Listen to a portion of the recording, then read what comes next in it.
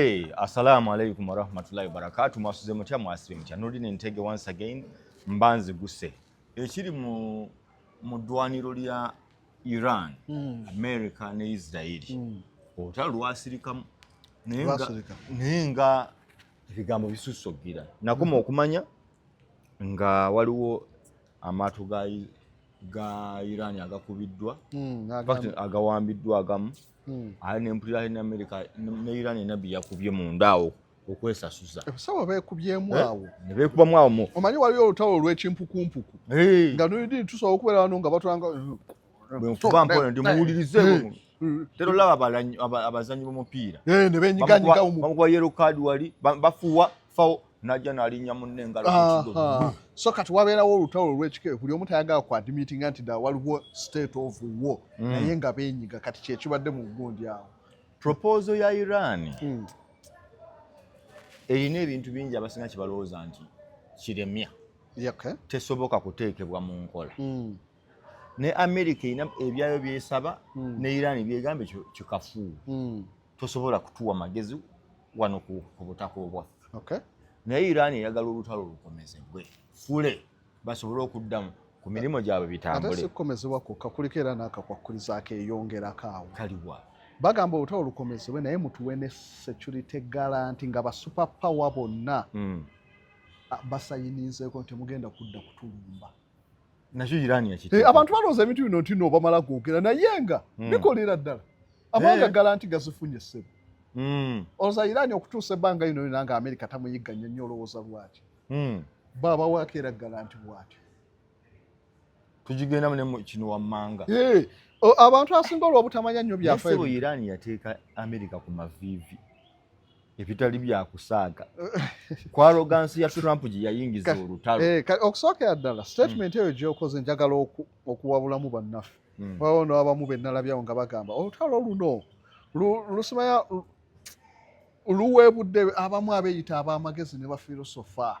mbu baalaga nnyo beekubirira nnyo mu lutalo luno. Naye nga kale webuba luweebudde bafilosofa bo be lutaweebudde baayogera ki? Babituteereko nti guudi oli terwamuweebula we yajja yagamba nti America egenda kuluwangula mu nnaku 10. Tumanye nti ffe tuba tuweebuse bakasozi abataaweebuka bo bayogera kino. Waliwo eyayogerako n'entandika okuwa bye napuledikitinga ebituukiridde. Bikibi wa predicting akasozi. Nasooka kubaga nti America olutalo tesobola kuluwangula mu nnaku nti newogiwa emyaka 2 eyinza obutaluwangula. Kati abantu bakirabye. Ekyo kyo wakyogera. Ne mbagamba nti okutta Khamenei tekigenda kusuula Iran. Olw'okuba nga ndaba system ya governance eya Iran nywevu nnyo erina constitution. Tewali ajja kuva eri agambe nze kaneerimbikewo. Bagamba constitution egamba ki? Kyokka ekituufu ekyo Trump bwe yakuba Khamenei yakyogererawo njagala abantu befunire gavumenti. Era n'abantu bagambiranga Iran ewedde. Ne mbagamba mulimba. Bagijje ku mutwe. Ne mbagamba mulimba. Soma constitution yawe article 10:11 egamba etya. Andi kuno kwali kuwamba nga tetugala kumanya by'abasajja bali. Tekisoboka. Ebyo babikola mawanga gatalina bali bamusibula babikola ba Gaddafi babikola ba Saddam. Naye bano abasajja baateekawo kye bayita continuity. Gavumenti esigalawo etya singa omukulembeze babyeteekera. Leka naawe. Yes. Wota gundi yaabwe system yaabwe. Balina obukiiko nga 3 obunyweza gavumenti. Newajja nota abakulembeze. Bo baddukalire. Baddukalire lire yati lire sindo kwasa muntu kati gwe nobo maze omula n'atwala maaso lire obuzibu bwe nti obeera omanyi nja kwasa oli naye waliwo oluyintu gwe bagambye yenna gw'osanga osobola okkamukwasa kasita wabawo bonna abali waawo nti yenna gw'osanze osobola okkamukwasa ye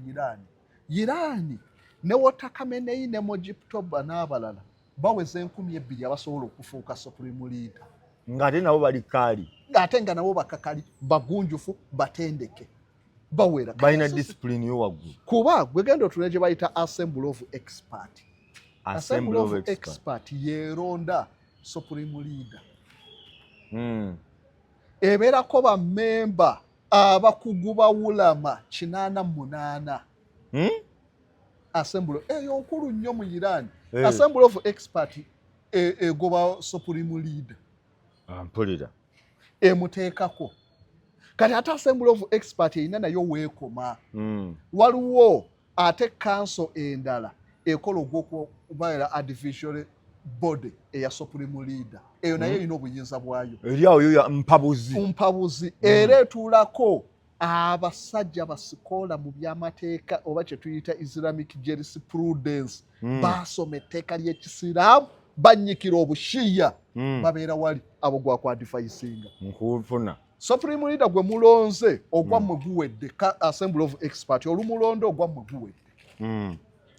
mulinde we tunaabasaba nti supreme leader afuuse kyewaggula tubayite mujje mutuule okumugoba oba okumwadifaisinga ogwammwe kasa mulonda nga mudde ebbali naye mukuŋŋaanayo buli mwaka buli myezi 3 bakuŋŋaanamukko ne beegeyageyaamu awo ne bafuna n'omusaala ne baddayo kasa amalolonda supreme leader kati eno eri mu kubawa advice yo neekola ogwayo we tuba tudiiringa n'Amerika toyina kukola otyo bawa supreme leader amagezi kubanga okusinza ku kino nakino n'olwekyo ku order bweti kola bwoti singa ageza nayo twamugamba luli n'agaana tumugambire ku kino nga bagamba assembly of expert supreme leader alabika avudde ku mulamwa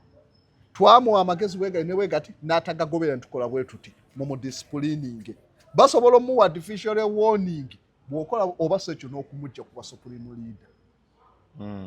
assembly of expert nemuwa amagezi kaakati ate waliyo akakiiko akalala ka guardian council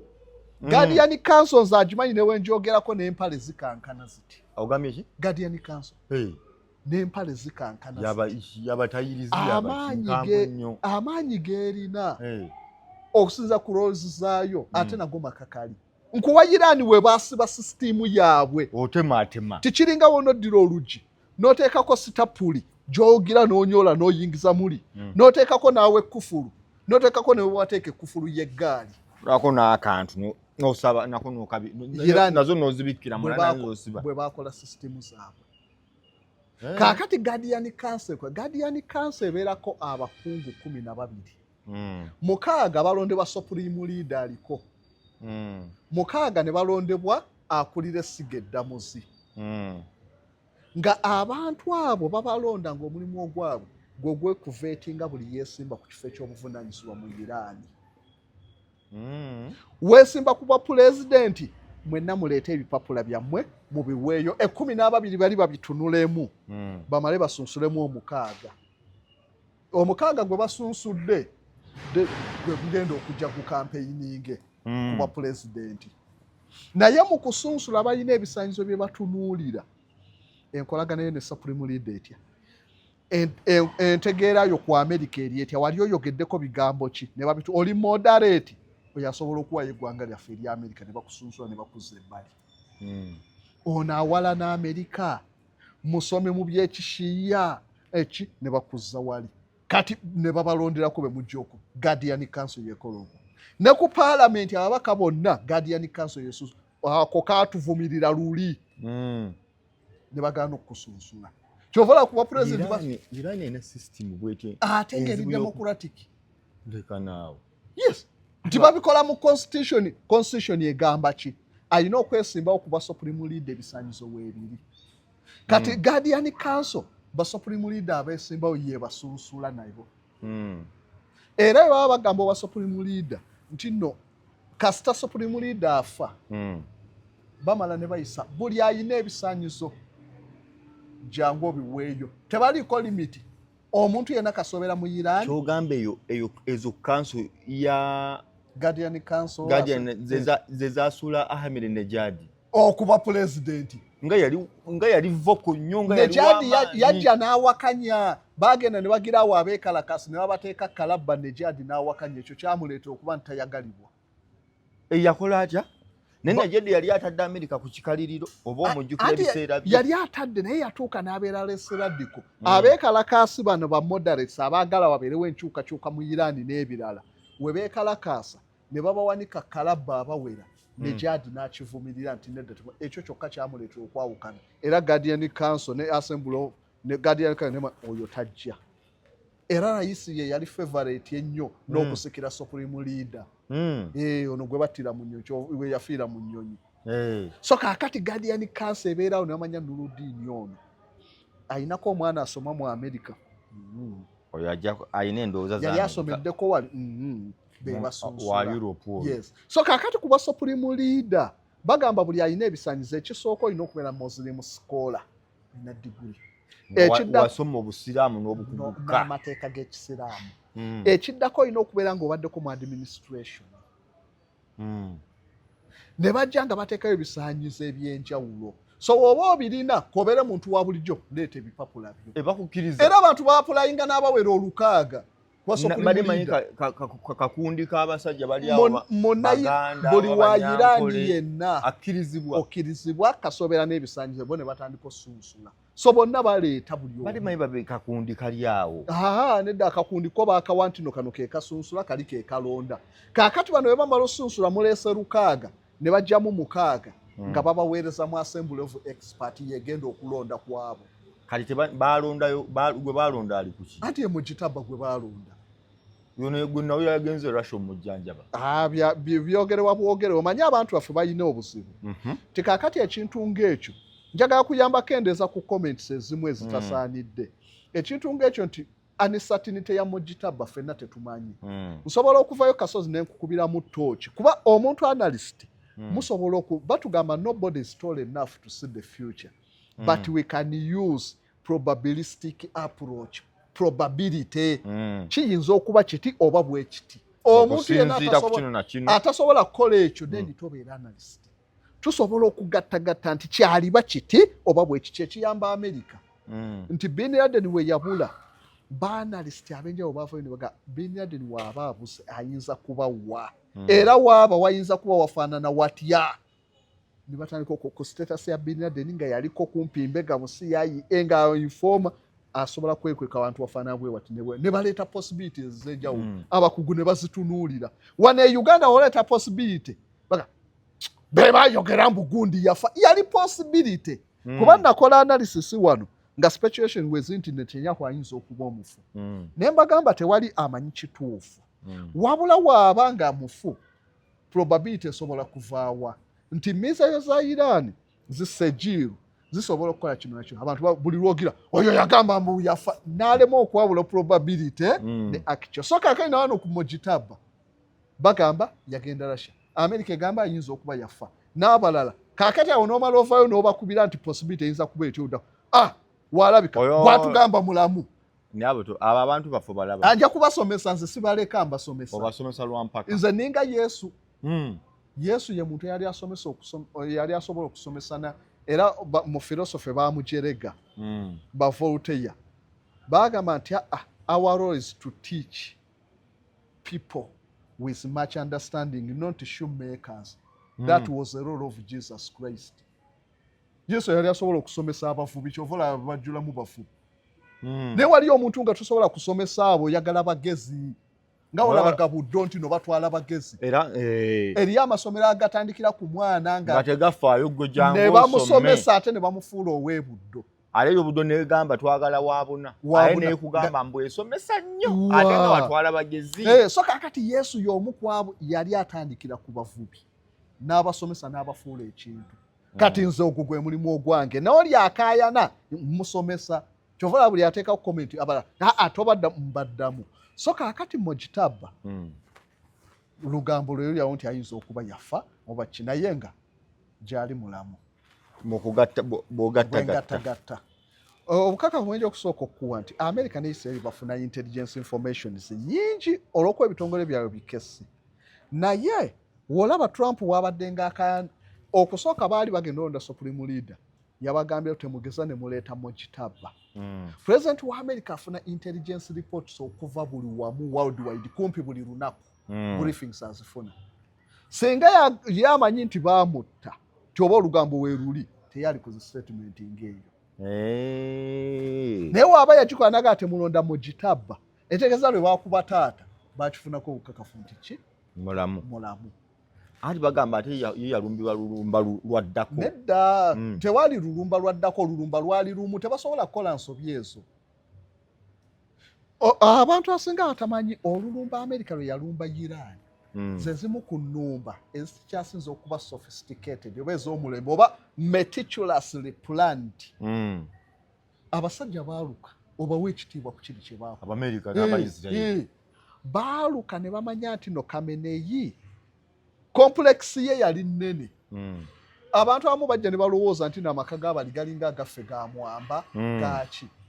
yali ayina olubiri oluweza kumpi ne yiika 15. Ogambye ki? Olubiri lwe lwali lune nga lulimu complex oba ebizimbe oyinza okugatta akatundu kaffe nga kalina eziri mu Kawempe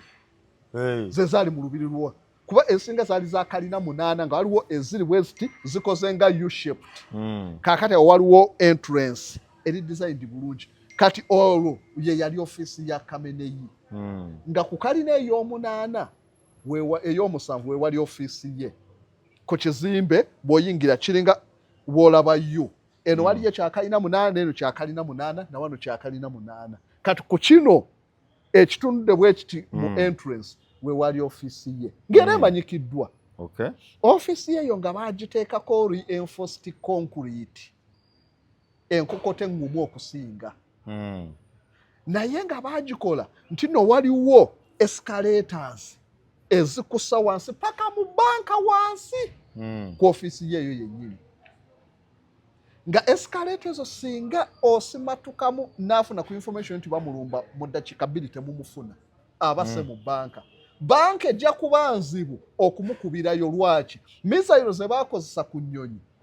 si banka basita nnyo banka basita basuula nsuula olw'obuzito nejja neyabya gibbiyo ebeera nnene tani nga 14 kati eyo ennyonyi tesobola kugiteeka ku biwawaatiro oba migi tesobola kugyetikka mulina kukozesa bomba bwejja erina okutuukira ddala mu kifo ekyo esuule busuusi kuba itise gravity bomb ekira ku maanyi ga gravity si miizayiro mu lulumba luno tosobola kukozesa nnyonyi nnene eyo yonna lijja ligirawo kugira ng'okozeseza zi bitu spirit kaakati bakimanyi tuba tunaamulumba omukuba mulina okumakinga sure temuwa chance kumanyako olugambo lwonna tetumulumba ate mulina okumakinga sure nti muyutilizinga obudde bwali mu miitingi kuba munaamulumba nga yeebasa ajja kuba wansi mu banka kaakati baafunako olugambo nti agenda kweya ne miitingi n'abakungu nti ate era agenda ku miitinga ne muwala we yali azze n'omukoddomi n'ekiki so ne bamanya nti tulina kumubaza ku makya ajja kubeera mu meeting eso ajja kubeera mu office waka mu banka ajja kusimatuka tojja kumukuba ate singa amanyako olugano nezuba mu ddakiika 2 kitundu escalator emussa kaakati baapulaninga nti ate wetukuba Kameneyi yekka nga yetukubiddeko bali abala nabo bajja kubomba kaakati baakozesa ennyonyi kumpi nga 15 ennyonyi zaalumba zaali nnyingi nga 15 ezaalumba ewa Kameneyi zaali ennyonyi nga 7 buli nnyonyi erina miizayiro baakuba ekifo kyonna ti ne waaba tetumukwasiza ng'ali mu complex eri oba eri atiisa era possibility y'okuwona teriiwo endala ne zirumba ne zikuba ebifo ebirimu bajjeno abalala oba pakipwobaani bonna nga naye baakikola nti mwenna ennyonyi ku ssaawa 2 n'eddakiika 10 miizayiro lezivuga zonna buli nnyonyi erumbye ku ssaawa 2 making sure nti osembeddewo n'oli asembeddewo n'oli asembeddewo tukubira lumu kuba mukubako embaale ne bakuba essimu eno Kameneyi ajja kudduka bwe mukuba ewa Kameneyi oli omulala ajja kudduka ne mudireyingamu so baalumba obudde bwe bumu miizayiro yavuga okutandika okukuba nga neewala miizayiro lumu gwe basobola okuyutilizinga embaale ebusiya buli bamu bonna mukozesa chance nga nalina okudduukirira alumbiddwa naye yali babulidde nti eno balumbye mukubire abeeri kiri so bwe batyo bakola okutta omusajja kaakati oli wagamba nti oli bamulumba yes ate koko yali mu complex ez'enjawulo kuba amakankula ze gaali manene nga gali mu complex ez'enjawulo bo ne baziyutilizinga bonna abalimu bakubibwe naye ono n'afunako obulumba kuba abasajja bali Irani kye balina n'abawalabu abo bantu b'amazima nnyo si be baagala nnyo okulimba ate ekirala benyumiriza mu kuttibwa mu ddwaniro tewali kibalimbisa nnyo we bakuttira mu ddwaniro gobeera ofuuse mata ate ekirala bali wadinga baba ebijjukizo bakola bingi nnyo so kaakati okutta omuntu tekibeetagisa kulimbanga amawanga agamu nti tukweke bakyogera nti gundi yafudde mu kitaba tewali kyali baganye kumwogera kubanga si yeyeke yaliwo possible success Kameneyi baali basobola okugamba teyafudde baali basobola okugamba naye tebasobola kwegaana bo bakimanyi bagoberera nnyo amazima ekibanga ejjana okufa ng'olwanira obuyisiraamu olifuna tekikwetagisa kulimba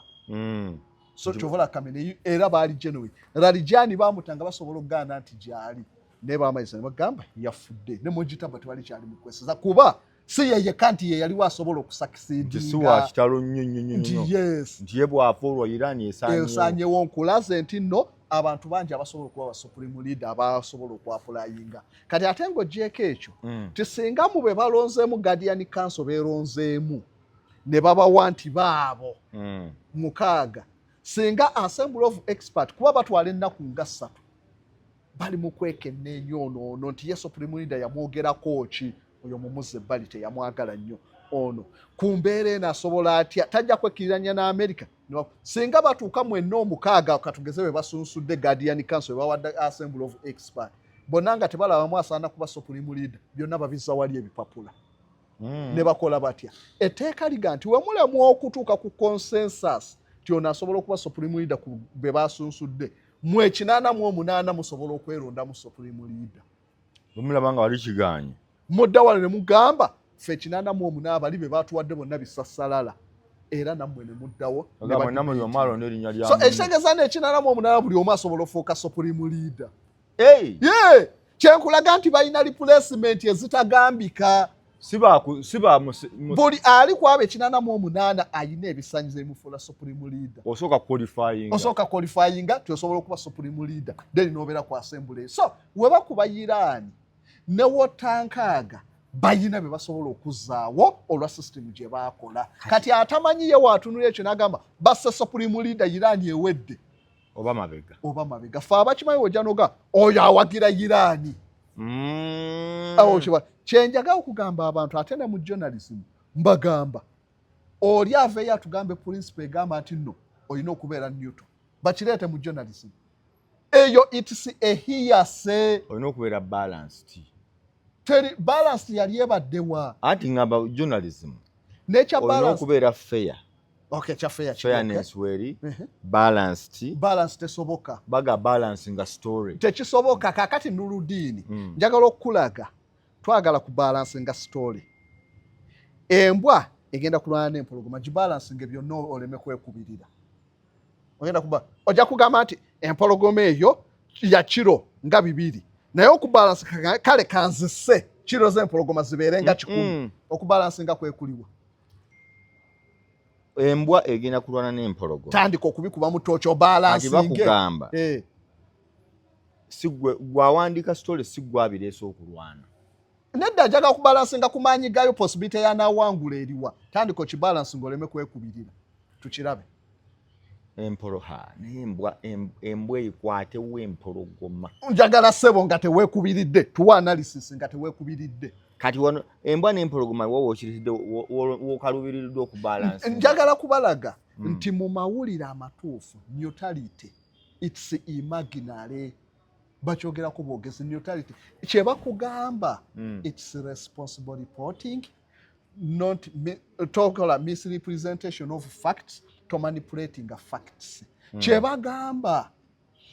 obeera ne evidence obeere ne facts obeere real ate obeere fair andi kati mu mawulire nga bw'oyogedde bakugamba report as is yes kakati awo wetuli empologoma weeba nnene nze kaso sijja kujja ngisukiko kyenkugambidde nti nno balance oba obalance nze anti kakati bo wano kyebaagala nti wooyogera nti nno bannange Iran misairo zaabwe zikubye ise bagamba gwe owagira Iran baagala ogambe tezikubye nnyo ekitali kituufu ezibanga facts kyekiri ku ground bagamba reporting ngaba eyewitness we balabye obanga ebiwandiikibwa bano bagabwe lubaluta mu kubalancing empologoma nti embwa bwe yabadde etandika yasuse kukwagula liiso eri empologoma kobo tekisoboka oyawagira mbwa ogamba nti embwa mu butuufu yasose neekola kino tekisoboka oyo biasness naye nga ye fact bo baagala oddira embwa gye elevating ogambe nti embwa eyo kyemulaba eyo embwa eyo erina kiro nga 15 esobola obalancing empologoma eno oyo ali balanced teyeekubiridde omala ogambye empologoma eyo gy'olaba ddene naye liwewuka lisobola okwenkana n'embwa oyo tali biased no mu mawulire wekibanga ye fact bwe kibeera yes kyovala nze Kasozi nzija nenkugamba ndiboga nenkugamba nti Iran navy yaayo it's a brown water navy tesobola ya America oli yaga yakubiridde awagira America naye nga kyekituufu ndi Iran mugundi sima ya ku mazzi agempingu tegalina sirina kyenja kuwanku nsobola okwapulifitinga Iran neme kuba biased ku nsonga eyo nja kuba biased kubanga kyekituufu then ne Isirayiri bwe babeera nga sejiru missile oba penetrating iron dome nezigikuba wogamba nti mu butuufu zakubye damage nene oyo tayagala Isirayiri oyagala nkugamba ayo mu Isirayiri keyisinganye n'omusiraamu obasuubira ki so kakati bagangambe sejiru mu butuufu yabadde ekola hypersonic era tena kyazikozeeko naye okubalansinga kale era bweba etambula olumu obedda bazikuba era tezakoze olwo obalansinze agosigemba akadde kanzigwako yes Isirayiri evudde mu mbeera Benjamin Netanyahu avuddeyo n'agamba nti ewatali wala ekooye ejjoogo lya Amerika. Amerika yagenda mu nteeseganya ne Iran mu bintu byeteesa yo teyeerabamu era nga mu kyo kyegenda okukomya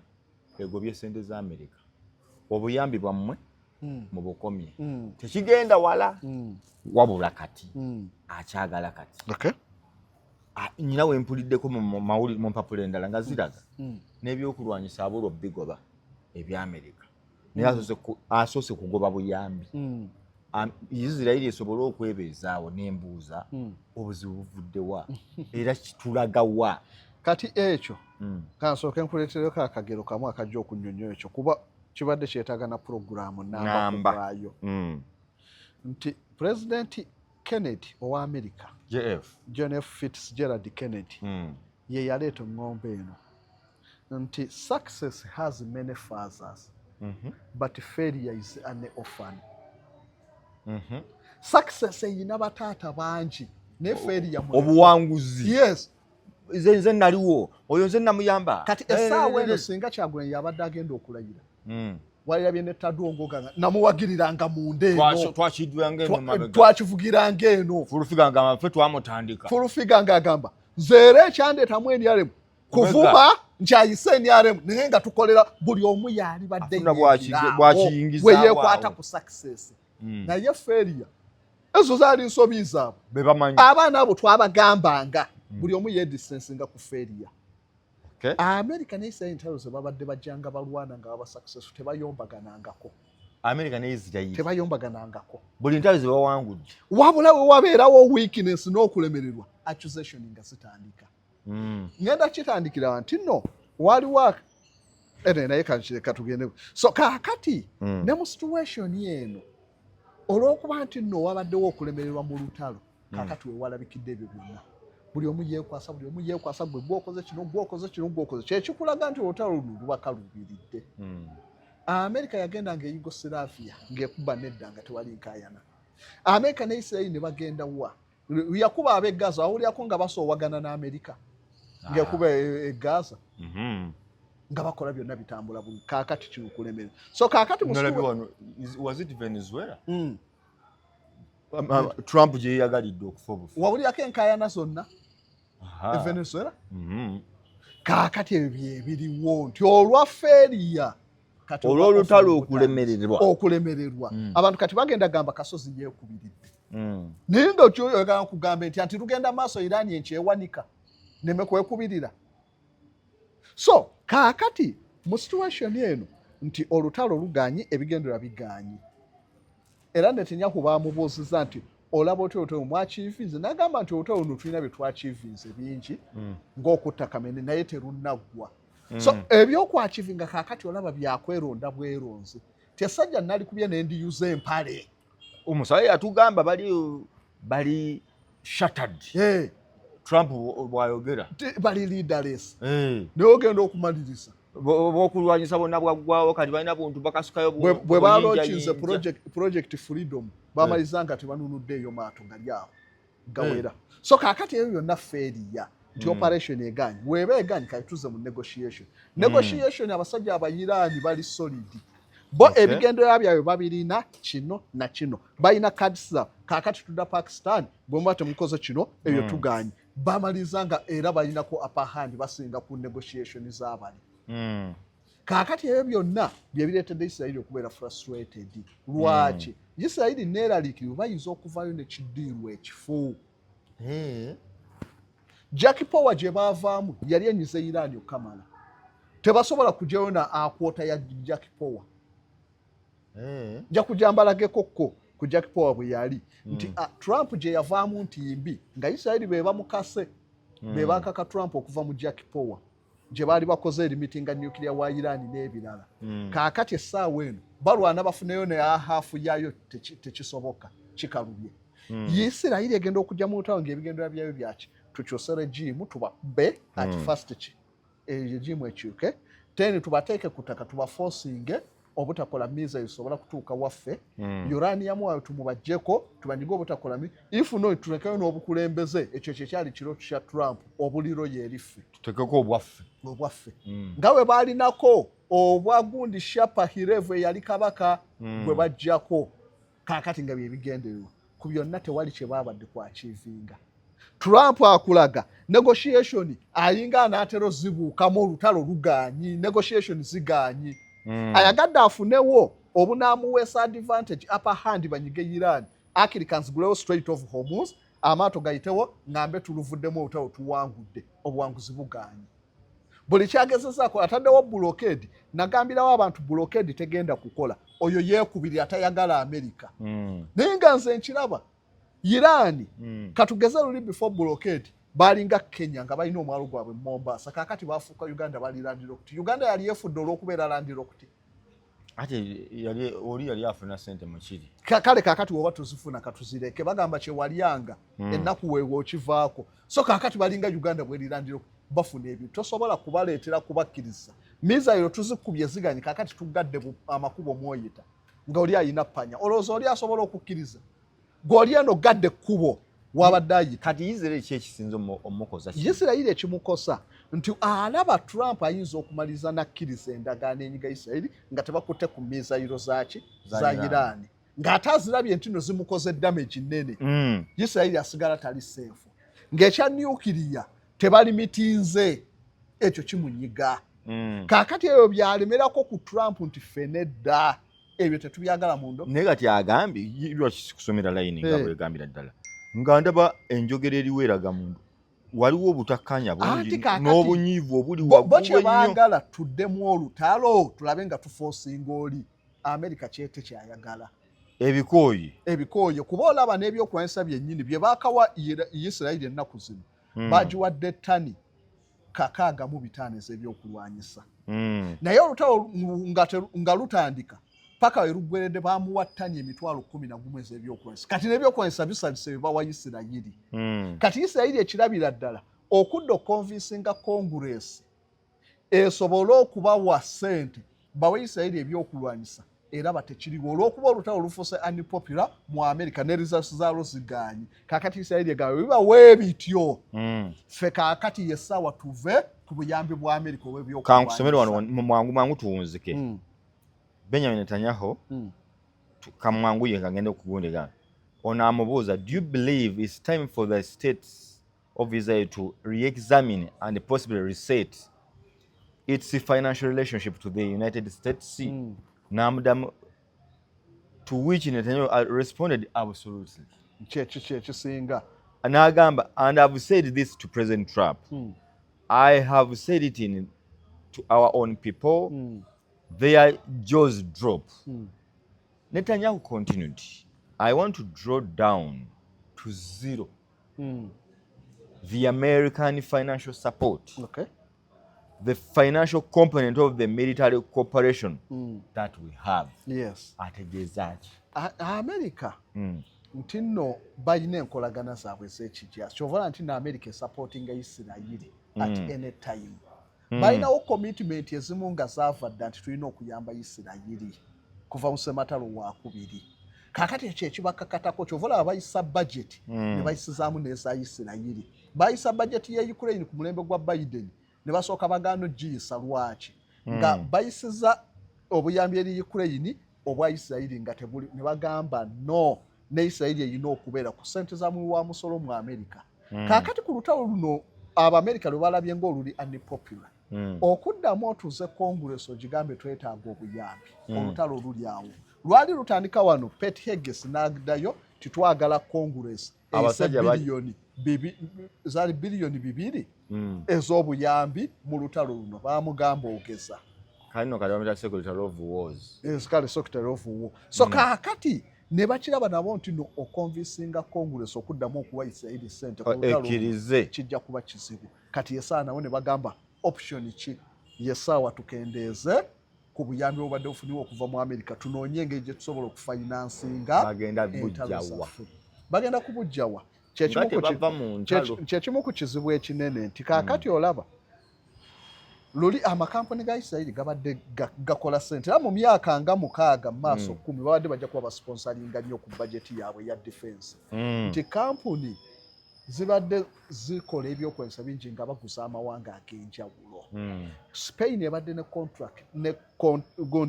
contracts eza Isirayiri kugisuplyinga nga spike missiles n'ebirala byonna nga ziri mu miliyoni ne miliyoni. Italy balina naye amawanga gangi gasazaamu contracts ezo ne Isirayiri. Kakati bwe buzibu nti challenge nene luli singa kisigadde nga bwe kibadde Spain egula gundi baali badde basobola okukola ki okufinansinga naye kakati amawanga mangi gasazaamu ki contract ezo ekyo kikyali wala nnyo. Kakati ekyokugaa nti noba bajja kusa kitegeeza bagenda kudda ku kyakutunda securities defense securities nti emigabo kampuni bwete ya Rafael etunda emigabo bw'ogula omugabo kati myaka 5 oguguza emitwalo 10 ojja kufuna 15 oluvannyuma lw'emyaka 5 mugule emigabo kati we balina okudda ne bwenkebera babiliyoni abali mu Solomon's 21% ba Isirayiri anti ate si bazionisiti waliwo enjawulo nze ndoza isize bagagga baayo banajja batuwese abagagga abo bakyuka endowooza eriyo abaganda abali mu Amerika abataagala kudda nga n'oluganda babikoowa kakati n'abayudaaya gurupu esinga okusapootinga Jewish homeland oba okubeera ne Isirayiri be balinamu endowooza ennyo ey'abazionisiti. Zionisiti y'endowooza yatandika lwali ndowooza 1868 baali bamuyita Siyod Haziz ye yateekawo eyo ntino tulina okubeera n'amaka gaffe mu nsi eya Sayuuni era we baatandika okulivivinga demand ey'okubeera n'ensi yaabwe we baali babeera. Kati eriyo abalala ababiwakanya ffe tubadde Bufalansa emyaka emeka ekituze eyo kiki ab'omu Amerika bangi baabigana tuli mirembe kiki ekibanaawuuza ebyo okulwana n'Abawalabu bangi ne bagaana. Kaakati abamu bazionisi abagamba no ku nzikiriza yaffe twetaaga okuzayo enzikiriza yaffe okuddamu okuwa saddaaka tempe ezimbibwe mesaya je tulina okuzzaawo. Kati gye bali mu Amerika abaagaana bino ng'era n'obuyambi tebasonda ffe twabigaana bali mu sente zaabwe beeriira babiliyoneyo abasinga kaakati babiliyoneyo abo abasinga abamu bagamba ffe ebyo twabigaana twabagamba temudda mu bintu ebyo kaakati abamu abasinga tebakontributinga. Egenda kugwa kityo olwo kijja kuggwa kitya nti kubalaze nti si baakulinda Congress bo babivaamu kati Isirayiri erina kwongera ku investinga mu byakulwanyisa byayo bo babeere nga bafulumya kuba Amerika ebadde efulumya ssente portion esinga ne bagibawaamu mu byakulwanyisa so si nti kashi bamubawa nnyo bwe bati kaakati balina kuteereza factories zaabwe. naye Israel esobola okufutubbala ku bantu without America kijja kuba kizibu ddala kuba kisooka Isirayiri ntono okuteekawo factory kati egenda okukola ebyokulwanyisa bwebityo bajja kwetaaga yiika sina yiika wabula square kilometers eziwera nga kumpi 15 ezo bazirina Isirayiri nsi ntono nnyo square kilometer teziweza ezo baziweza naye jjukira wamu wazimbe wala abalimirawe wala abakola bo bayimirira ku ntalo ate nga teyina kubeera emu kati olaba factory ng'e Russia lwaki etadde ettabo ku mawanga gano e Ukraine basooka kwetereeza factory ekola tank ezo zi T90 zaani bagiyita Uraluva Gonza Valley. Yes. Obunene eyinza okuba egatta Wakiso n'Empigi. Ekola tanka zokka. Wali bakolerawo welding y'amabaati wano, bakolawo midumu wano, bakola automation machine ze mugenda okuteekawo abantu temujja kubafuna. Factory emu ekola missile. Katugeze nga Lockheed Martin webe yaga okufulumya mu large supply olina okwemployinga abantu ng'emitwalo 3. Njagala kusiibula. So kakati se iteina labor force eyo teina kibijja kuba bijinyiga nnyo ekyetaagamu emyaka kwogata ne damage nti ebimu bikubiddwa baba bakyetaagamu emyaka kisustaininga either balina kusooka bakakkanye entalo bezimbe then balyoke basobola okwachivinga ekyo. Okay, mwami Kamya Morishidi professor aina wasomesaawo tava ku program zino ez'olutalo nina mukodomi wange Bim Muhammadi Babu naye ukwali abeerako agamba babwati awuliriza entalo zino olumunyumira okufa n'abantu bangi gye bali bambi mutu abanja bakoonako saagala ate munyiige ate ffe ekyenjawulo nziwe nzija wano mmanyi data w'abantu n'obudde sidda nnyawo okujubisa ekinaabaawo abawedde zentandikirawo na facts naki okukendeza abantu saagala abantu bafune bulumi show zaffe tuli mu kusaagirira ekyo kyekyenjawulo. Our friends in America, Canada, South America, Europe, Asia, Middle East, the rest of Africa, tubagamba mwebagala kubanga mutambudde naffe nze Nurdin Ntege. Namba ya philosophy eri mmeka? 0756 67 2211. Bw'oba togikutte kazeeko emabega ozanyo ojja jjigira mpola mpola. Eyange eri 0701 55